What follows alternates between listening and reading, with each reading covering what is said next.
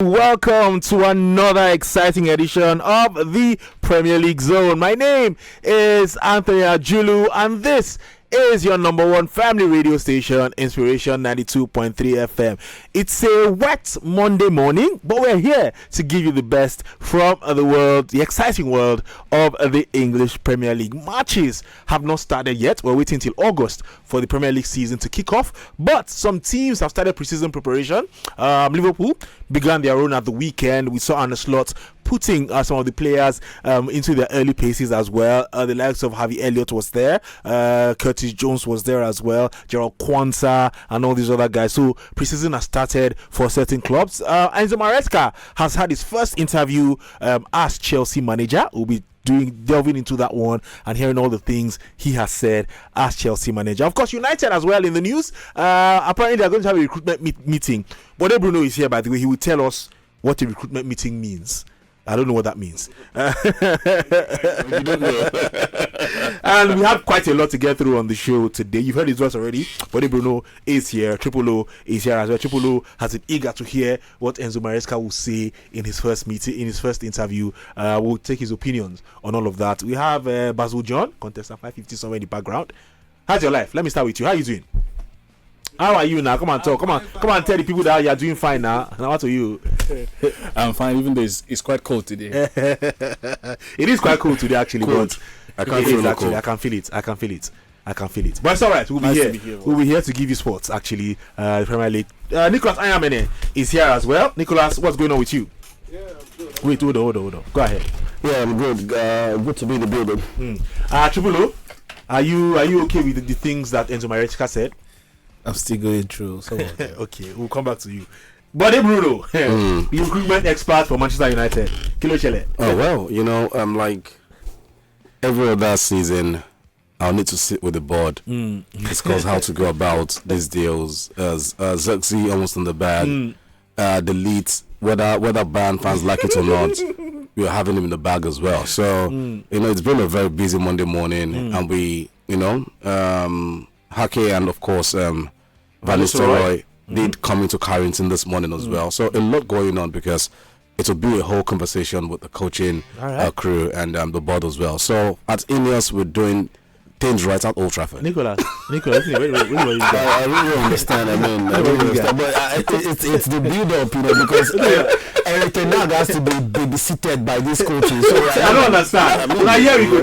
How is it being babysitted? 0700923923923 number to call 08173136193 to send your WhatsApp messages to. We're also live on Facebook at Inspiration FM 92.3. You can leave your comments under the live feed. We'll read them on the show. So let's just get started. Let's start from Manchester United, but that's already started talking about it. So let's just go there very quickly. Like we said, United are going to have a recruitment meeting to decide their next moves on the players they're going for and all of that. We hear that they are going to meet they've maybe informed Bologna they are going to meet the transfer, the buyout clause for Joshua Zirkzee, and we hear as well that they are not scared. They are not afraid of the buyout clause as well for Matthijs de Ligt. But the problem with Matthijs de Ligt is that almost 60,000 fans, Bayern fans, have signed a petition saying that Matthijs de Ligt should not be sold. Now, they said that according to the petition, it states that he's a world-class defender, probably the best in our squad, and has a long and promising future ahead of him. They also said he has admirable maturity and mentality and all of that. At the end of the day, the truth is, while he's been at Bayern Munich, the Bayern fans didn't really appreciate him. They don't really rate him like that. Okay, now that there are talks of, he's about to leave, everybody's signing petition, they don't ask that. They are not the board. And if Vincent Kompany says he's not a part of his plan, then he's not a part of his plan at the end of the day. So, it's going to be a long summer as regards this Ligt move to Manchester United, but United as well, if indeed they're interested in the player, then do make a concrete offer. I understand the whole obsession about Braithwaite, but at the end of the day, side by side, the Ligt at 24 years old, he's almost seen it all. True. He's played in the Champions League, he's captained Ajax. Just look at how he's grown.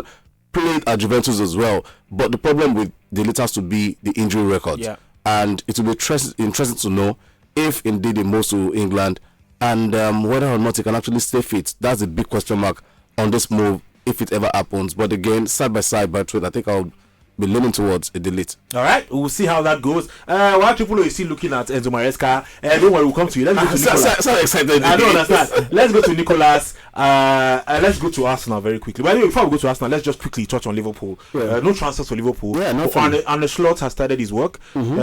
Preseason training began at the weekend. We've seen videos and pictures of the likes of 𝐈𝐍𝐿𝐍, Gerald Kwanzaa, Kostas Tsimikas, and all of that. It's exciting times at Anfield. And for Andrew, I think he said his farewell to Liverpool. I think we wish him all the best, but I just feel there's this exciting feeling about and Slots, and the Anfield seems to have this atmosphere where we're not rushing to buy players, we're not rushing to we're not out there in the market though, but a lot of fans have been asking, are we going to buy, are we going to try and sign somebody, which these questions are yet to be answered. But other than that, I think we have everything going on at Anfield. The atmosphere looks good, and I can't really wait for Anslot to get the job started. All right, let's go to Arsenal.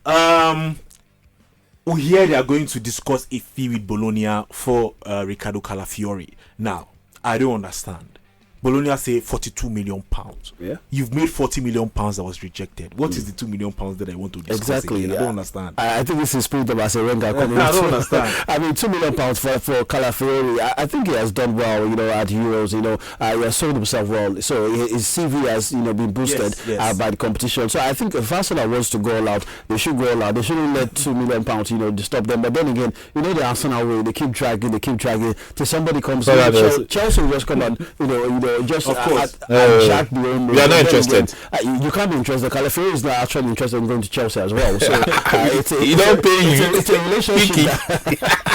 Well, I think for Arsenal, they should get him. It's a good player, and of course, so much potential. Still very young. He should do wonders if he goes to Arsenal. All right, and we are Arsenal are also willing to let certain players go. 𝐿𝐍𝐾𝐈𝐍𝐾 is one of the players that they are looking at that they will let go if they eventually flop.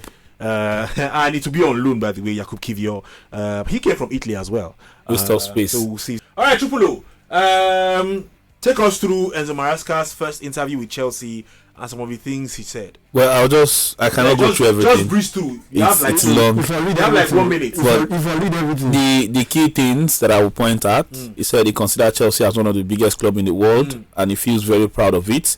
He also mentioned the fact that one of the reasons why he's at Chelsea is because he's convinced that the squad is very good and full of talent. The most important thing now is how he, alongside the player, will be able to create the right culture that drives them through the season. He also said that we are going to try our best to be there to fight and compete with the clubs that are in this moment winning and fighting to win titles.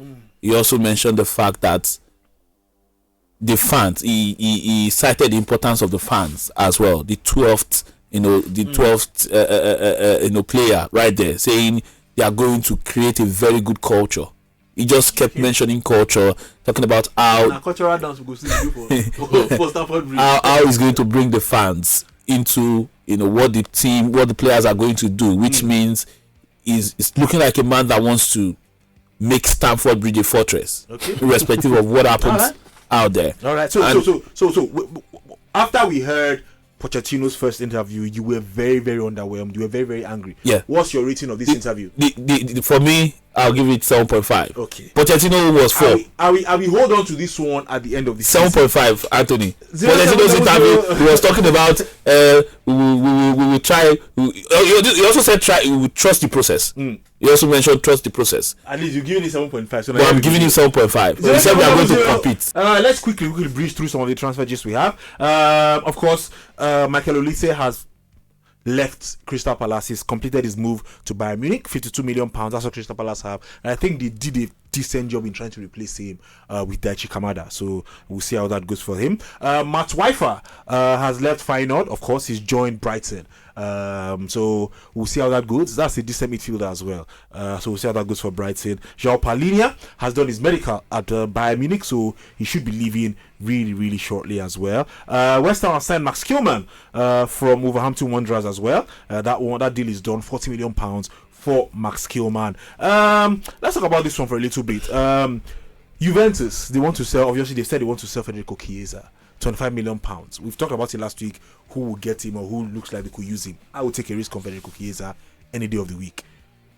But possible replacement for Chiesa is Jadon Sancho. That's who they're looking at to come in and be the man who would. So talks are ongoing on what type of offer to make for Jadon Sancho, whether a loan deal or a permanent deal. But what sort of offer do United want for Jadon Sancho? At the moment, I think they want to sell outright. Okay. Anyone who's willing to buy outright. But again, I wouldn't mind Juventus, coming to Old Trafford with money and Chiesa as well. So it's not left for the United board, to just reach a decision. But at this point in time, for Sancho is a personal non-grantor. So of course, United will just need to accept something at the end of the day. And a deal that involves Chiesa as well isn't bad. All right, we'll see how that goes. And then Anthony Gordon is the toast of everybody. United have entered the race. Man City have entered the race as well. Interested in the winger. I rate him too. But again, some of the money they are calling Nicholas is well, it might sound ridiculous, but then again, Anthony, when you hear the name of these clubs coming for him, then you should understand why Liverpool should actually cough out that money to get Anthony Gordon. He's a good player, a decent player. I think if the likes of Bayern, Juventus, everybody wants to sign him, then I think Liverpool should just cough out that money, get him, and even though we have enough forwards to get us through, but I think it's a good addition. All right, and finally, Thiago Alcantara has announced has said he will retire from football after leaving Liverpool. How would you rate his career? I think it was, in terms of trophies, it was successful. Yeah. Over 20 trophies, in and around 20. And I don't think 2 Champions League. His talent and abilities in question. But my goodness, but injuries. Injury has been again, if you look at his trophy cabinet, very successful career. But if you look at Thiago Alcantara as a footballer, is he fulfilled? Did he? He did. I actually won most of the things at Barcelona. Won a lot of trophies. I was heavily involved in some of these trophies as well. He was involved in Bayern's Champions League situation. Very pivotal. He was too injured, actually. It's just injury. But again, it's time to go. -1. It's time All to right. go. Did you enjoy this video? Hit the subscribe button for more. Leave a comment and like. Thank you.